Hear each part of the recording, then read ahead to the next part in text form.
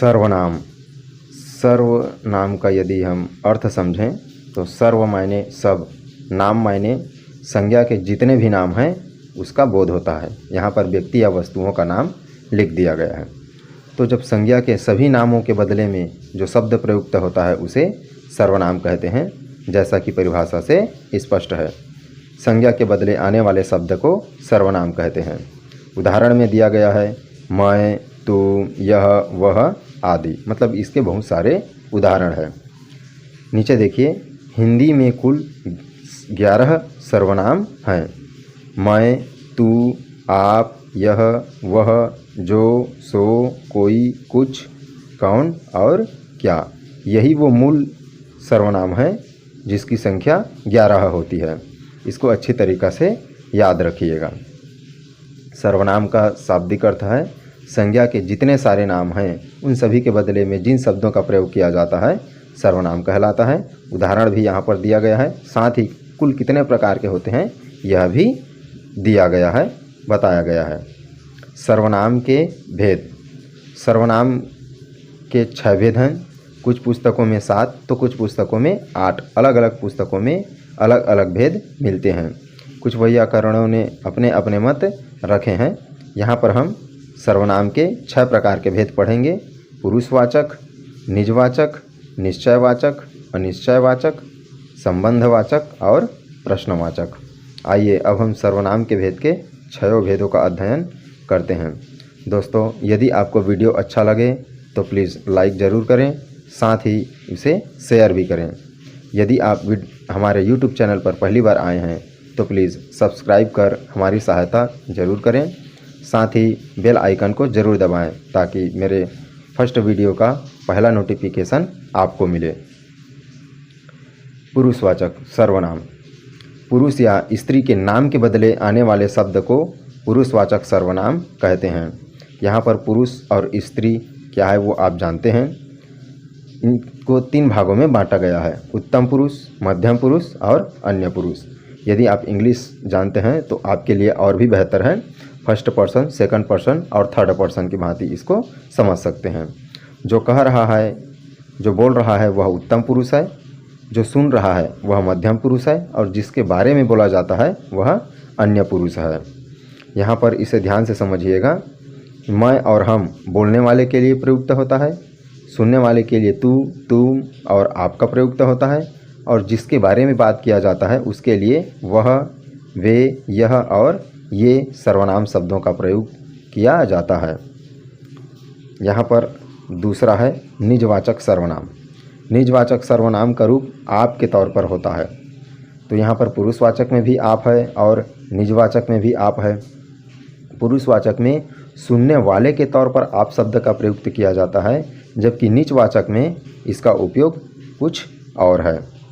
उदाहरण के बाद देखिए, यह कर्ता का बोधक है पर स्वयं कर्ता का काम नहीं करता है। यहाँ पर देखिए उसका उदाहरण, आप क्या राय देते हैं। वहाँ पर वो सुनने का काम कर रहा है, वो श्रोता का काम कर रहा है, और यहाँ पर आप क्या राय देते हैं, यहाँ पर जो आप आया है वहाँ पर ये भी सुन रहा है, परंतु इसकी कुछ दूसरे ही अलग अर्थों में प्रयुक्त होता है। कुछ अन्य उदाहरण से समझिए, मैं और आप एक ही कार्य कर रहे थे, मैं और आप कल वहाँ गए थे। तो यहाँ पर आप शब्द जो आया है वहाँ पर मैं के साथ दोनों की जो कार्यों में है वह समानता है, परंतु जो पुरुषवाचक में है वहाँ पर आप सिर्फ सुनने का काम कर रहा है, और यहाँ पर निजवाचक जो है साथ में वह मिलकर काम कर रहा है, जैसे मैं और आप कल वहाँ गए थे। तीसरा है निश्चयवाचक सर्वनाम। वक्ता के पास या दूर की किसी वस्तु के निश्चय का बोध हो, चाहे वो वक्ता मतलब बोलने वाला, बोलने वाले के पास में हो या बोलने वाले के दूर में हो, यदि उस वस्तु की निश्चय अर्थात तय हो तो वह किसके अंतर्गत आता है, निश्चयवाचक सर्वनाम के अंतर्गत आता है।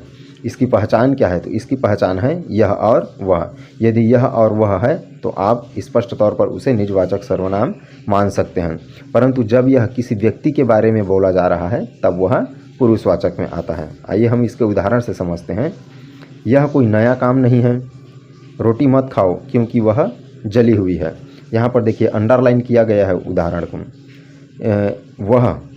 वह शब्द से स्पष्ट है कि वह रोटी क्या है, जली हुई है। वहाँ पर तय है कि रोटी क्या है, जला हुआ है। यह कोई नया काम नहीं है। यहाँ पर भी स्पष्ट है कि जो काम किया गया है वह बहुत ही पुराना है। इस तरह जब उसके वह दूर पर रहे या नज़दीक रहे, जब वह तय है, निश्चित है, तो वह किसके अंतर्गत आता है, निश्चयवाचक के अंतर्गत आता है। चौथा है अनिश्चयवाचक सर्वनाम। जब निश्चय ना हो, तय ना हो, तो वह अनिश्चय है। जिस सर्वनाम से किसी निश्चित वस्तु का बोध ना हो उसे अनिश्चयवाचक सर्वनाम कहते हैं। उदाहरण पे दिया गया है कोई और कुछ। जैसे ऐसा ना हो कि कोई आ जाए, उसने कुछ नहीं खाया। उसने कुछ नहीं खाया मतलब उसने खाया है कि नहीं खाया है ये कोई तय नहीं है, उसने कुछ भी नहीं खाया है। जैसे मुझे एक गिलास पानी दो, मुझे एक गिलास पानी मांग रहा हूँ, तो ये तय है मैं कितना पानी मांग रहा हूँ, एक गिलास पानी मांग रहा हूँ। परंतु मैं बोलूँगा कि मुझे पीने के लिए पानी दो, तो ये तय नहीं है कि मैं कितना पानी मांग रहा हूँ। इस तरीक़े से आपको निर्णय लेना है कि किसके अंतर्गत आएगा, निश्चय के अंतर्गत कि अनिश्चय के अंतर्गत। तो जब बात निश्चित है तो वो निश्चयवाचक है, और जब बात अनिश्चित है तो वह अनिश्चयवाचक के अंतर्गत आता है। पांचवा है संबंधवाचक सर्वनाम। जिस सर्वनाम से वाक्य में किसी दूसरे सर्वनाम से संबंध स्थापित किया जाए, मतलब पहले वाक्य का जो सर्वनाम है वह दूसरे वाक्य के सर्वनाम के साथ संबंध स्थापित करता है, तो वह संबंधवाचक सर्वनाम कहलाता है। इसका उदाहरण है जो और सो। जब वाक्य में जो और सो आया है तो आप समझ लेंगे कि वह संबंधवाचक है। वह जो ना करे सो थोड़ा। यहाँ पर पहले वाक्य में जो है वह दूसरे वाक्य के सो से संबंध जोड़ रहा है कि वह यदि कुछ भी नहीं कर रहा है तो थोड़ा बहुत तो कर रहा है। वह जो ना करे सो थोड़ा बहुत तो कर रहा है, उतना ही पर्याप्त है।